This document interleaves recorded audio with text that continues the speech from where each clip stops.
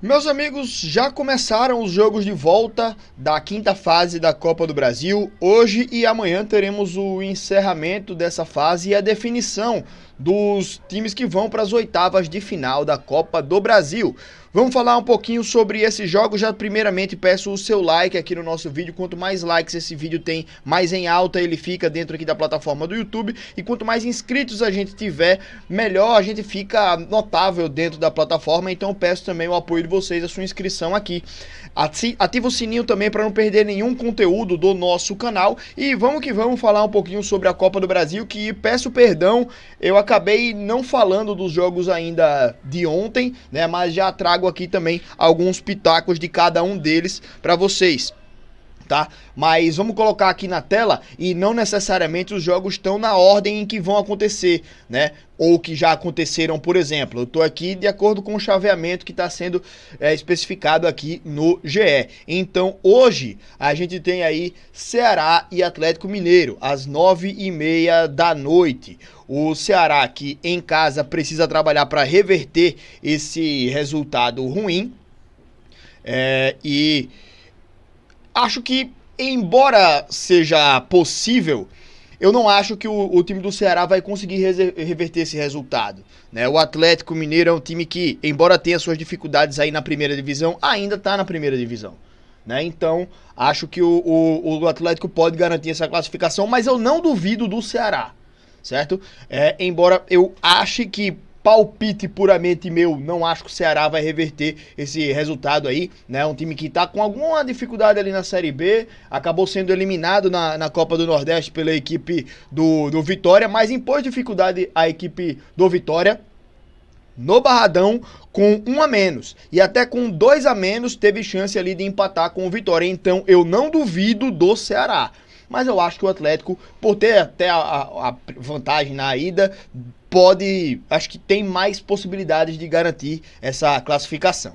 Aí a gente já chega também com uma partida entre Cruzeiro e Goiás que aconteceu ontem. Acompanhei boa parte desse jogo. O goleiro Tadeu do Goiás fechou o gol. Cada defesa inacreditável ali, parecia que não ia passar. Parecia que o Cruzeiro ia bombardear o Goiás o jogo inteiro e a bola não ia entrar no gol, né? O Tadeu tava fechando tudo. Até que um lance fatídico ali, né? Um lance cruel, uma bola na mão, né? Que foi pênalti. O Fabrício Bruno cabeceia, o jogador do Goiás levanta um pouco a mão, ela bate ali na mão, né? Talvez ele não tenha tido a intenção de usar a mão como bloqueio, mas a mão estava levantada, não era um movimento natural, a mão tá tão alta daquela forma. Então, pênalti marcado ali pelo árbitro no VAR, e foi o gol que decidiu a partida. Na reta final do jogo a gente ainda teve o Tadeu tendo que sair machucado, e que um jogador de linha, né, se não me engano, entrou em ação, foi pro gol, mas que não foi isso que definiu a partida. O gol do Cruzeiro já tinha saído de pênalti no primeiro tempo ainda, com o Tadeu no gol. Tá? Então a gente teve essa situação aí, mas o Cruzeiro passa de fase e tá nas oitavas de final. Aqui a gente tem o Atlético Goianiense enfrentando a equipe do Atlético Paranaense. Atlético Paranaense que tá bem na Série A do Campeonato Brasileiro, e o Atlético Goianiense que ele tá ali no meio da tabela, né, na Série B. Então é um jogo que ele não tem vantagem para ninguém, empate vai para pênaltis, mas eu ainda acho que o peso da Série A, ele afeta muito o favoritismo desse confronto, né? Embora creia que o Atlético também pode surpreender aqui, a equipe do Atlético. Aí é brincadeira. A equipe do Atlético Goianiense pode surpreender a equipe do Atlético Paranaense, tá? Pode surpreender, pode sim, mas eu vejo o Atlético Paranaense como um time bem consistente aí nessa temporada e colocaria um pouco mais de favoritismo para o Atlético Paranaense. Já nesse jogo aqui, Flamengo e Vitória, embora o Vitória jogue dentro de casa, e o Vitória não tá fazendo uma má campanha na Série A, ao contrário, é uma boa campanha na Série A, tá ali no meio de tabela, não, pelo que apresenta nesse começo de campeonato, nem começo, né, já passamos aí mais de 25%, estamos chegando acho que a 1/3 do campeonato, né, mais ou menos ali, acho que já passamos até, pra falar a verdade, Passamos de um terço já do campeonato. Mas o Vitória vem dando indícios aí de que deve fazer uma campanha razoável. Mas assim, pensando aí na Série A, por exemplo, né, o Vitória tem 19 pontos, está em 10º lugar. O 17º é o Grêmio com 17 pontos. 2 pontos de diferença só, né? Então é uma Série A que está bastante equilibrada ali.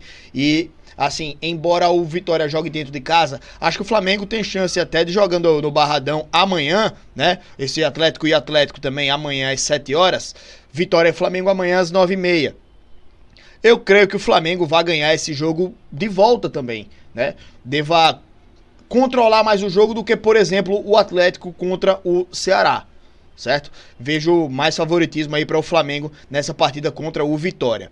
Confiança e Grêmio. Cara, o Confiança é um time lá da Série C do Campeonato Brasileiro e é um time que na própria Série C não tá bem. Tá em 18º colocado, só não tá na zona do rebaixamento porque na Série C diminuiu a zona para 2 times só, né? Mas vem muito mal na Série C a equipe do Confiança, né? E só tem 1 vitória e 5 derrotas. E já vem com uma derrota também na partida de ida. Então amanhã às 7 horas, Confiança e Grêmio. O Grêmio deve passar de fase, né? O Vasco venceu fora de casa a equipe do Paysandu, também aí um duelo de Série A contra a Série C, né? E jogando dentro de casa hoje, ainda mais, né? Hoje acho que o Vasco deva ter o favoritismo pleno aí para essa partida. Acho que Grêmio e Vasco são plenos favoritos aí para passarem de fase.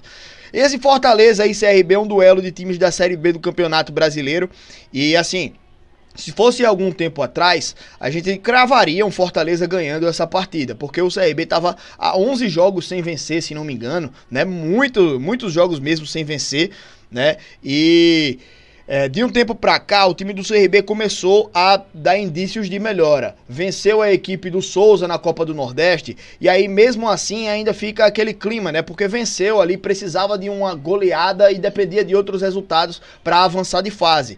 E aí quando já as chances eram remotíssimas, o time foi lá e ganhou a última partida e foi eliminado do mesmo jeito. Então, mesmo assim, ainda a torcida ainda tinha desconfiança. Veio um jogo contra o América Mineiro pelo Campeonato Brasileiro, venceu de virada fora de casa, e aí mesmo assim ainda tinha torcedor que eu encontrava assim na rua pra conversar aqui em Maceió, e o cara dizia, não, mas essa vitória do CRB, ela é pra enrolar o torcedor, porque o América era lanterna e tal, e ele dizia era só pra enrolar. Mas na última rodada o CRB venceu a equipe do Operário por 3-0. Né? Então o time do CRB vem aí de uma sequência boa, uma sequência que empolga o torcedor e que agora o time pode ter uma melhor perspectiva. Embora a gente tenha também a equipe do Fortaleza, que é um dos primeiros colocados do Campeonato Brasileiro da Série B, hoje está em 3º lugar, com 1 ponto a menos do que o líder São Bernardo, perdeu a liderança nessa última rodada. Vem bem a equipe do Fortaleza, né, avançando não só na Copa do Brasil, mas também na Copa do Nordeste, né? Então o Fortaleza acho que é favorito para passar no confronto, mas eu vejo bastante equilíbrio entre as duas equipes, certo? Fortaleza inclusive eliminou a equipe do Confiança, vinha fazendo um 2-0 ali que daria a classificação com tranquilidade fora de casa, e aí no finalzinho toma um gol em uma falta que, na falta, o árbitro marca um pênalti. A bola bate na mão da barreira e é pênalti para o Confiança. Embora o Fortaleza tenha segurado bem o jogo inteiro, teve uma emoção desnecessária ali. Pode mostrar um certo descontrole ali do Fortaleza em segurar alguns resultados importantes. E isso pode pesar no mata-mata aí como a Copa do Brasil, né? Então olho aí nessa partida. Mas acho que o Fortaleza tem um leve favoritismo por já ter o resultado na mão, né? Mas um golzinho muda completamente esse patamar aqui. Beleza? Então, olho nessa partida aqui que deve ser interessante. Esse duelo Remo e Bahia. Um Remo que venceu a equipe do Bahia não só no Campeonato Brasileiro, né, mas na Copa do Brasil. Venceu no Campeonato Brasileiro também a equipe do Remo. Venceu aí... Pô, deixa eu olhar aqui só para confirmar, porque venceu por 4-1, não foi? A equipe do Bahia. Vence aí agora por 3-1, mas já havia vencido a equipe do Bahia por 4-1 no Campeonato Brasileiro. É inclusive a única vitória da equipe do Remo no Campeonato Brasileiro, né? Não, venceu o Botafogo também. Mas, enfim, consegue aí, no agregado, até agora, contra a equipe do Bahia, 7-2. Né? Fez 4-1 na primeira partida, 3-1 nessa agora, mas agora é a Copa do Brasil, né? Joga no Bangueirão hoje, duelo interessante de se acompanhar. Acho que o Bahia não vai se dar por vencido, mas eu vejo o Remo com um certo favoritismo para passar de fase, tá? O Remo não é uma equipe que ela é muito...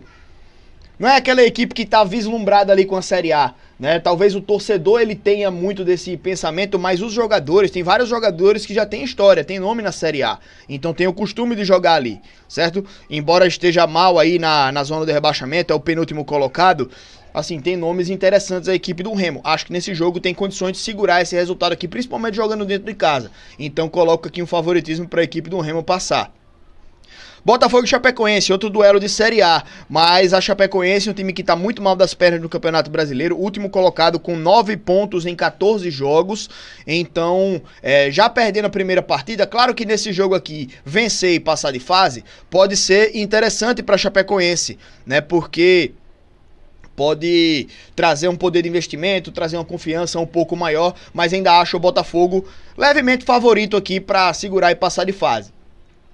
Hoje tem Mirassol e Bragantino, às 8h30. O primeiro jogo tendo sido um empate, acho que o Mirassol, eu colocaria favoritismo aí para a equipe do Mirassol. Embora o Mirassol esse ano não seja o mesmo do ano passado, né? O Mirassol até na Libertadores vem fazendo uma boa campanha, certo? No Campeonato Brasileiro não tá tão bem, o Bragantino tá bem melhor, o Bragantino é o 7º colocado, o Mirassol é o 18º, mas olha o Mirassol também, na fase de grupos da Libertadores, tá fazendo bonito, né? Não tá numa posição ruim não, então vejo que esse time do Mirassol, ele pode ser um time bem...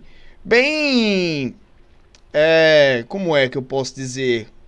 Ele é uma incógnita, né? Pode chegar nessa partida aí agora fazer um grande jogo, pode jogar mal, né? Mas enfim, acho que o Mirassol tem time aí pra passar de fase e eu creio que passe o Mirassol hoje contra o Bragantino.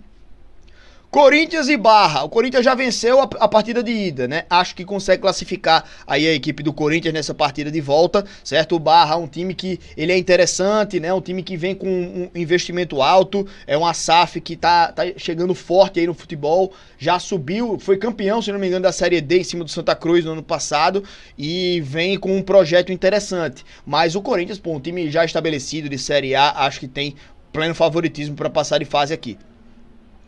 Fluminense já passou, né? Empatou fora em casa, conseguiu garantir esse 2-1 contra o Operário, passa de fase aí a equipe do Fluminense.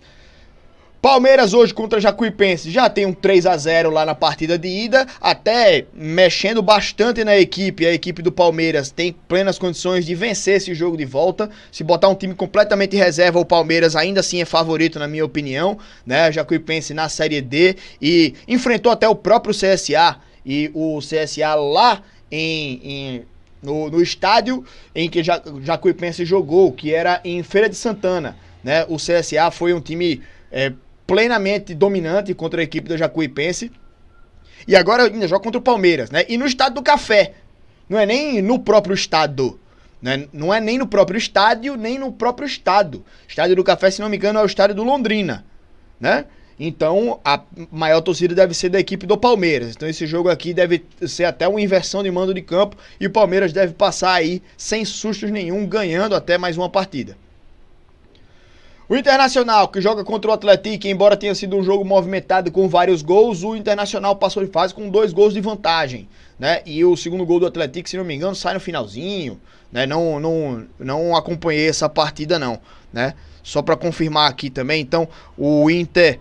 ele abre o placar, toma um empate, faz outro gol, aí um expulso do Atlético, empate do Atlético e o Internacional faz um gol ali e o jogo se arrasta ali até o final, o Internacional passa de fase. Santos e Coritiba, Coritiba e Santos. Cara, olhando aí o Campeonato Brasileiro da Série A, o Santos tá numa situação um pouco mais complicada do que o Coritiba, né? O Santos está em 15º colocado, 18 pontos. O Coritiba é o 9º colocado com 20. São poucos pontos de diferença entre eles, mas o Coritiba vem numa posição melhor, né? Jogando dentro de casa, acho que o Coritiba pode até ser favorito, mas o Santos sempre tem aquele diferencial chamado Neymar, né? Que não tem conseguido garantir vitórias, mas não por falta de qualidade dele. A gente vê nos jogos o Neymar vai, ele arruma gol, ele dá passe, ele faz um fuzuê no jogo. Mas o time do Santos é muito fraco, né? Vamos ser sinceros. E aí o time do Santos acaba perdendo muita qualidade com isso e deixando de conquistar grandes resultados por conta desse time que não consegue acompanhar a qualidade do Neymar. Não que o Neymar esteja jogando no nível que ele estava jogando lá no Santos de 2010, por exemplo, né? Longe disso. Mas ele ainda é muito acima do que qualquer outro jogador do próprio Santos. Bota aí qualquer um, cara. Até o próprio Gabigol, né? Que até recentemente tinha feito algumas boas temporadas, mas ninguém corresponde nem perto do Neymar. E o Neymar não tá nem no auge, tá ligado? Não tá nem no nível auge dele. Então, é uma individualidade que pode fazer a diferença, mas que um conjunto, um coletivo do Santos que não anima ninguém, né, velho? Enfim, palpite meu aqui é difícil, né? Se fosse aí pelo coletivo, pelo conjunto, pra mim era Coritiba. Mas a gente fica com essa pulga atrás da orelha, porque o Neymar pode tirar um coelho da cartola, fazer um gol ali, arrumar uma grande jogada e decidir a partida. Então, olho nessa partida também. E hoje, o São Paulo contra a equipe do Juventude. Eu imagino um São Paulo passando de fase, né? Um São Paulo que ele vem aí na 4ª colocação, faz um grande campeonato brasileiro, a equipe do São Paulo. É um começo bem interessante. E um Juventude meio de tabela ali na Série B do Campeonato Brasileiro. Eu vejo o São Paulo como o grande favorito aí nesse jogo de hoje, né? Mas não pode bobear também, né? Joga na casa do Juventude e o Juventude em casa, de vez em quando, consegue grandes resultados ali, né? Mas enfim, é isso, meus amigos. Copa do Brasil, vários jogos hoje e encerra aí essa 5ª fase amanhã, tá certo? E trouxe aqui um pouco da minha opinião de cada uma dessas partidas aí pra vocês, beleza? Tamo junto, minha galera, fiquem ligados no nosso canal e vamos que tem muito mais conteúdo aí pra vocês. Valeu, gente!